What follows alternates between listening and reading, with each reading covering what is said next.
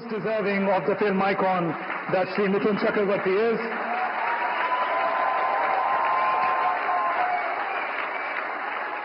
Being awarded for his never-say-die spirit, his superlative acting prowess, 5 decades of excellence in variety of genres and languages, realizing most importantly the dream of the common man rising above ordinary to reach unfathomable heights of stardom. Mithun Chakravarti, ladies and gentlemen. आम आदमी के सामान्य से ऊपर उठकर stardom की ऊंचाइयों को छूने के सपने को साकार करने के लिए लाखों लोगों के चेहरे पर मुस्कान दिल में खुशियां भरने के लिए आदरणीय मिथुन दा को Dada Saheb Phalke life time achievement पुरस्कार का सम्मान। आपको ढेरों शुभकामनाएं मिथुन दा। Thank you. Thank you very much. Thank you, Honorable President. I now request Sri Mithun Chakravarti to share his thoughts with us. Sir.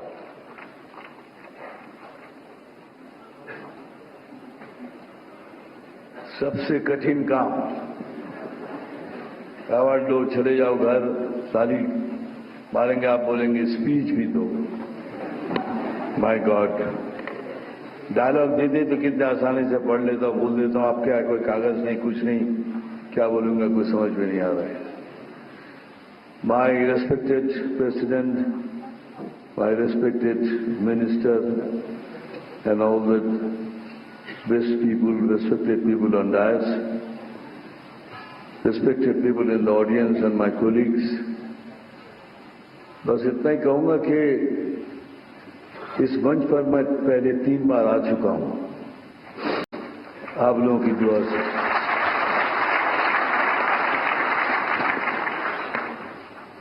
लेकिन सबसे पहली बार जब मिला था नेशनल अवार्ड, उसके इतने किस्से हैं, कुछ किस्से मैंने बताए, कुछ किस्से मैंने बताए।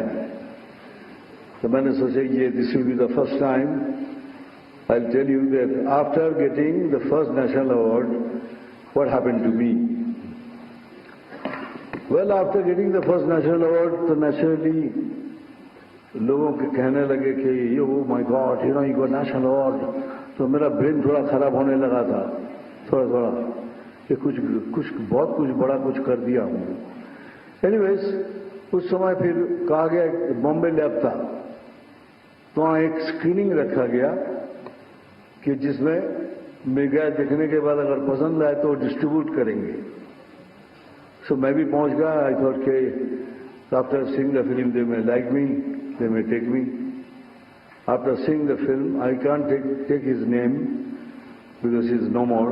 Because he is no more, I am saying this because before that he was alive. If I would have said, so you would have understood कि मेरे कोई बोल रहा है ये, तो इसीलिए आज तक बोला नहीं, पहली बार बोल रहा हूँ कि स्वर्ग लोग चले गए हैं। तो आफ्टर फिनिशिंग द फिल्म बाहर आए तो I was walking along with him and I asked him, sir picture कैसी लगी?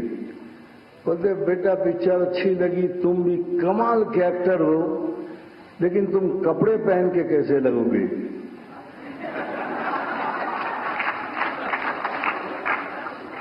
मैं 1 मिनट के लिए चौंक गया कि मैं उनके सामने बगैर कपड़े के खड़ा हूं। क्यों सवाल किया? बाद में याद आया, ओ मैंने जो रोल किया था वो एक आदिवासी का था जिसमें ऊपर मेरे कपड़े ही नहीं थे, तो इसीलिए सोच रहे थे कपड़े पहनने के बाद ये कैसा लगेगा, तो इसको फिल्म में लूंगा। सेकेंड इंसिडेंट हुआ, ये नेशनल अवार्ड मिलने के बाद दिमाग तो खराब हो ही गया था। मैं अपने आप को एल पचिनो सोचने लगा। रियली मैं सोचा था मैं कुछ कमाल कर दिया, तो मेरे सारे एटीट्यूड चेंज हो गए। नो, मैं प्रोड्यूसर के ऑफिस में जाके आगे ऐसे बैठता था, कभी कभी यूं करता था कि प्रोड्यूसर मुझे दिखता था क्यों कर रहा है ये सब, और उसको नहीं मालूम था कि मैं अल पचिनो की तरह एक्टिंग कर रहा हूं। तो फिर थोड़ी देर के बाद मैं पूछता था कि एक काम करना, वो फिल्म की स्टोरी मेरे घर पे भेज देना। फिर एक तीसरा प्रोड्यूसर को लगा ये कुछ जबरदस्त, मारा एक लात मुझे, बोलने निकल यहां से। उस दिन से मैं एल पचिनो से खाल पचिनो हो गया। मैं समझ गया कि मुझसे गलती हो गई, अब मेरे को कोई काम वाम नहीं देगा।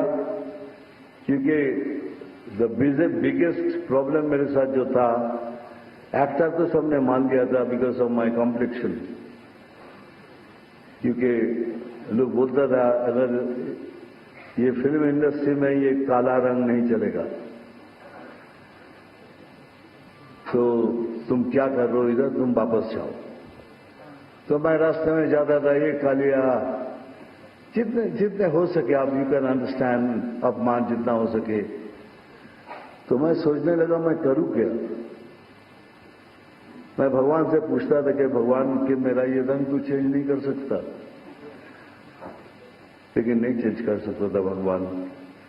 तो मैं सोचने लगा करूं क्या। तो मैंने सोचा तो मैं तो डांस कर सकता हूं, तो मैं डांस कर सकता हूं, तो मैं ऐसा डांस करूं मेरे पैरों से, ताकि लोग मेरे पैरों को देखे, मेरे स्किन को ना देखे, मेरे कलर को ना देखे।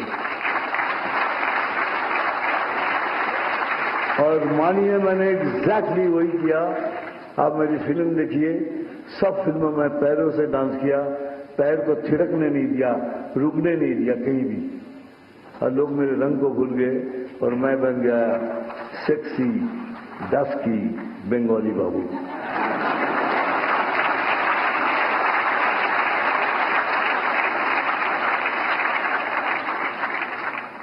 मैं बहुत शिकायत करता था भगवान से, बहुत, क्योंकि my life is not on platter. जो कुछ भी मुझे मिला है स्ट्रगल करके मिला है। I didn't get it just like that. तो मैं भगवान से कहता था तूने नाम दिया, शोहरत दी, फिर इतनी तकलीफ क्यों दे रहा है, हर चीज में क्यों तकलीफ दी। बहुत शिकायत करता था। तो एक दिन मैं ऐसे ही सोच रहा था कि शायद यही तरीका होगा, लेकिन नहीं, ऐसा तरीका नहीं था। आज ये अवार्ड मिलने के बाद मैं शिकायत करना छोड़ दिया।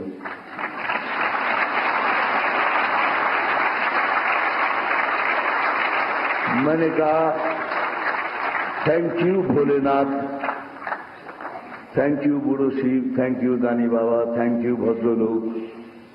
कलकत्ता में नीमतला से एक पुराना सा मंदिर है, जहां एक 10 फीट ऊंचा एक शिवलिंग है, जहां सीढ़ियों से चढ़ के जाके पानी देना पड़ता है। मैं कितने साल मुझे याद नहीं, मैं उनकी सेवा किया।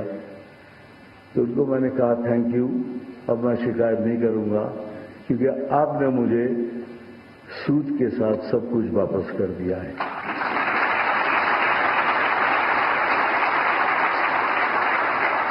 मुझे मालूम है अगर ये मैं नहीं कहूंगा तो यहां जितने हैं, यहां जो सारे है ना बैठे हुए इधर, इन लोगों ने कहा कि दादा आपको जो कुछ भी कहे, लेकिन आपको ये कहना जरूरी है कि जो यंग लड़के लोग आ रहे हैं फिल्म लाइन में, उनको आप क्या कहना चाहेंगे।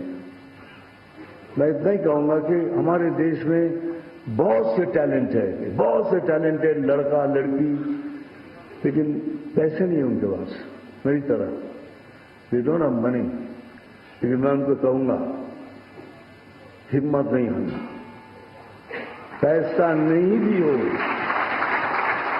हिम्मत नहीं हारना, और सपना जरूर देखना, सपना जरूर देखना, लेकिन इतना याद रखना खुद सो जाना, लेकिन सपनों को कभी सोने नहीं देना।